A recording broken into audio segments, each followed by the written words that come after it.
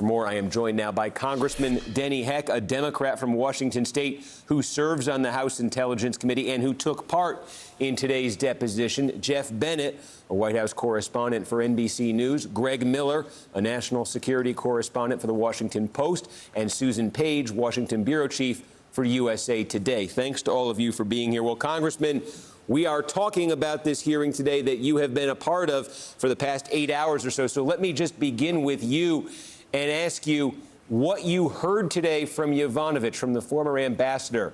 Does it in any way advance the case, in your view, for impeaching Donald Trump, and if so, how? Well, Steve, first of all, we're not talking about any of the specifics which the ambassador shared with us today. But 8.5 hours later, let me say this. Let me say three things. Number one, this woman oozes integrity.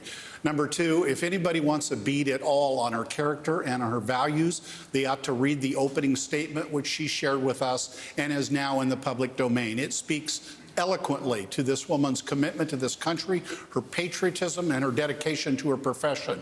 And finally, number three, this nation owes Ambassador Yovanovitch a big, big apology for what happened to her.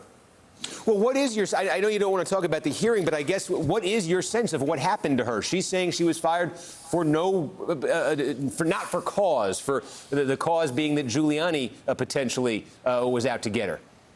Correct. Does that, I guess what I'm asking you beyond that, though, is when I say your case for impeachment, does that affect your view on it? Does that make a stronger case in your view?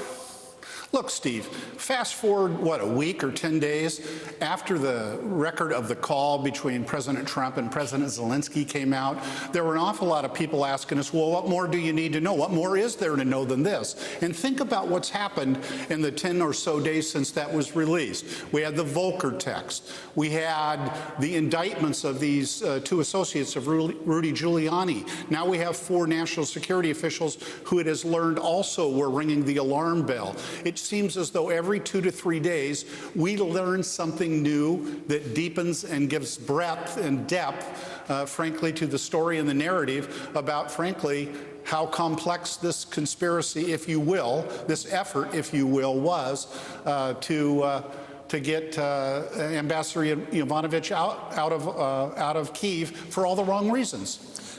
Jeff Bennett, let me go to you. The picture being